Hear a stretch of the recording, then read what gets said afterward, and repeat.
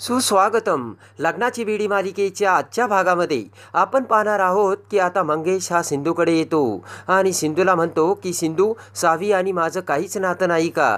तू काही प्रॉब्लेम माझ्यापासून का लपवते? तेव्हा सिंधू म्हणते की माझं प्रॉब्लेम मी माझे सॉल्व करू शकते. सावी तिथे येते आणि काहीतरी शोधू लागते. तर सावीला बघून सिंधू म्हणते की अगं सावी, तुला काही पाहिजे का? थांब, मी तुला शोधून देते. तेव्हा सावी म्हणते की मला काही नाही पाहिजे. त्यानंतर सिंधू ही सावीचा ताप चेक करते आणि म्हणते की सावी, ताप कमी आहे, पण अगोदर काहीतरी खाऊन घे, कारण तुझ्या अंगामध्ये काहीच ताकद नाही आहे. त्यानंतर मंगेश हा सावीकडे येतो आणि सावीला म्हणतो की तुझ्या मंगोला नाही सांगणार का तू काय शोधतेस सावी? तेव्हा सावी हे मंगेशच्या कानात ती शोधत असल्याचे सांगते. मंगेश म्हणतो की असं आहे का? त्यानंतर सिंधू म्हणते की काय सांगितलं? तर मंगेश म्हणतो की आमचं सिक्रेट आहे. तर मंगेश सावीला म्हणतो की सावी, तुला जे हवंय ना ते मी तुला आणून देतो बरं का. तर आता मंगेश सावीपासून थोडासा बाजूला गेल्यानंतर सावी ही तो टेबलचा ड्रॉवर उघडते आणि त्यात राघव आणि मधूच्या लग्नाची लग्नपत्रिका सावीसमोर येते. तेव्हा ती पत्रिका हातात घेत लगेच सावी ती पत्रिका बघू लागते. त्यानंतर सावी त्या लग्नपत्रिकेतील पत्ता बघते आणि म्हणते की वेणूला भेटायला मी आता एकटी जाऊ शकते, असा आता सावीने विचार केलेला असतो. इकडे आता रत्नपारख्यांच्या घरी सर्वजण जेवण करण्यासाठी आलेले असतात. तर प्रेमाने राजश्री हसतच म्हणते की मी आज राघवच्या आवडीची भेंडीची भाजी केली बरं का. आणि अन्वीची विचारपूस करून राजश्री ही अन्वीला हाका मारते.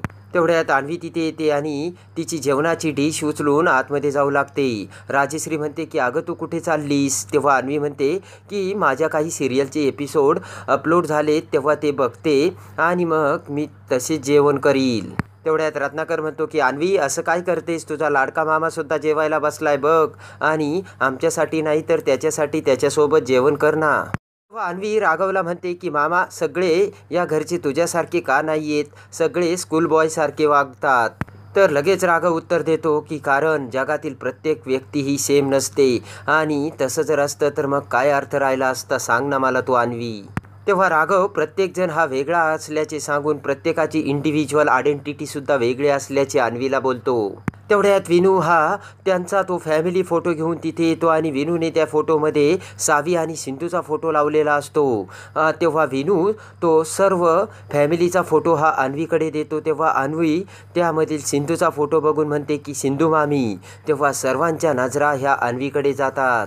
तेव्हा राजश्री म्हणते की सिंधूचं नाव या घरात घ्यायचं नाही, तुला सांगितलं होतं ना अन्वी. अन्वी म्हणते की राजश्री आई, ह्या फोटोमध्ये ही बाई जी आहे ना ती सिंधू मामी आहे. तेव्हा राजश्रीला मोठा धक्का बसतो. तेव्हा ते बोलणे ऐकून सर्वजण काकू, रिषभ, रत्नाकर, ऋतुराज त्या फोटोला बघतात आणि लगेचच सर्वजण म्हणतात की या फोटोतली ती बाई दुसरी तिसरी कोणी नसून सिंधूच आहे. लगेच रत्नाकर म्हणतो की म्हणजे सिंधू जिवंत आहे. इकडे आता सावी तिचा पैशाचा गल्ला फोडून त्यातील सर्व पैशांच्या नोटा बाहेर काढते. तेवढ्यात सिंधू ही सावीला हाका मारते. तर घाबरतच सावी विचार करते की अरे देवा, आई इथे कुठून आली, आणि आईला जर कळलं ना मी विनूला भेटायला जाते तर ती मला कधीच जाऊ देणार नाही.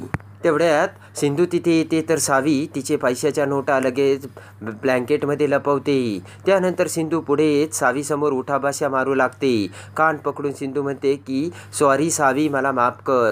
सावी म्हणते की अगं आई तू काय करतेस? तेव्हा सिंधू म्हणते की सावी, तू चिडली आणि जेवलीसुद्धा नाही ना, त्याबद्दल मी तुला माफी मागते. तेव्हा सावी म्हणते की बस, आणि तू पुन्हा नाटक करते आणि माझ्यावर पुन्हा रागवणार आहे, मी जाते म्हणून. असं आता सावीच्या तोंडातून पटकन निघून जातं. सिंधू म्हणते की सावी कुठे जाणार आहेस? तर सावी म्हणते की विनूला तर आता तू पाठवून दिलं, तेव्हा मी नेहमीप्रमाणे शाळेत जाणार आहे. तर लगेचच सिंधू म्हणते की चला मग, माझ्या सावीचा राग शांत झाला, नाहीतर तुझा राग ना अगदी तुझ्या, असं म्हणता सिंधू थबकते. सावी म्हणते की माझा राग माझ्या बाबांसारखा आहे का? आणि सांग ना आई, कोण आहेत माझे बाबा? सावी म्हणते की आई सांग ना, कोण आहेत माझे बाबा? तर सिंधू म्हणते की सावी, तुझा राग अगदी तुझ्या आईसारखा आहे, म्हणजे माझ्यासारखा आहे.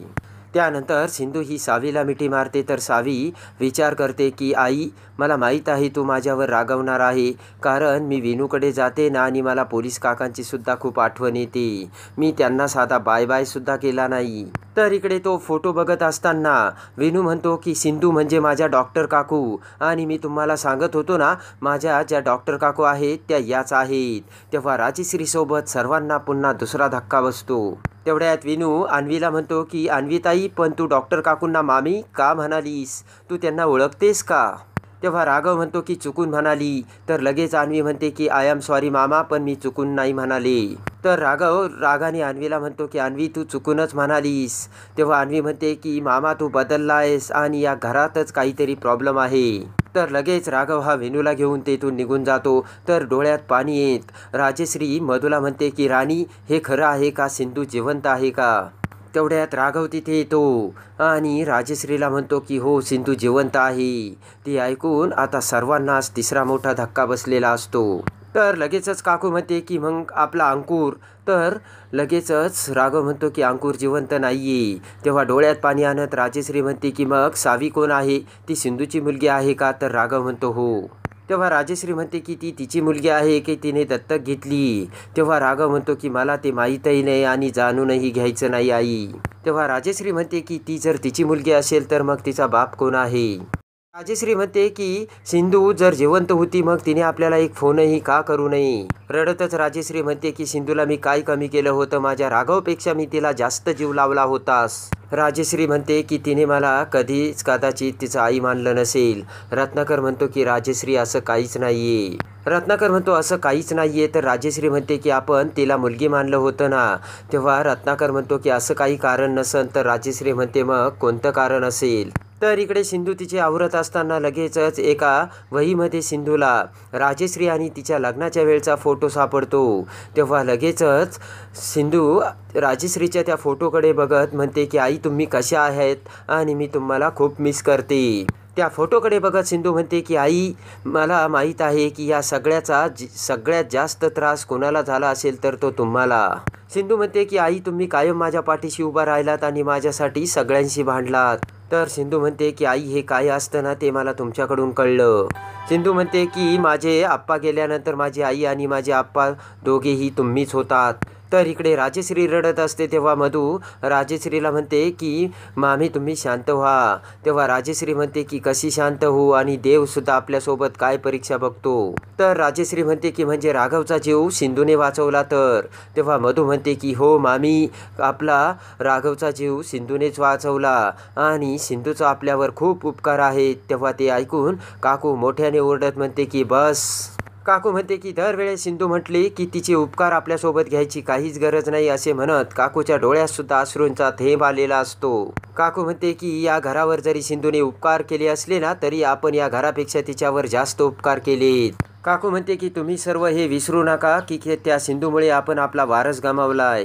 सिंधू म्हणते की आई, मला माहीत आहे मी जे वागले ना तेच कदाचित चुकीचं असेल, पण मी असे का वागले, असं का केलं ते तुम्हाला कळलंच नसेल.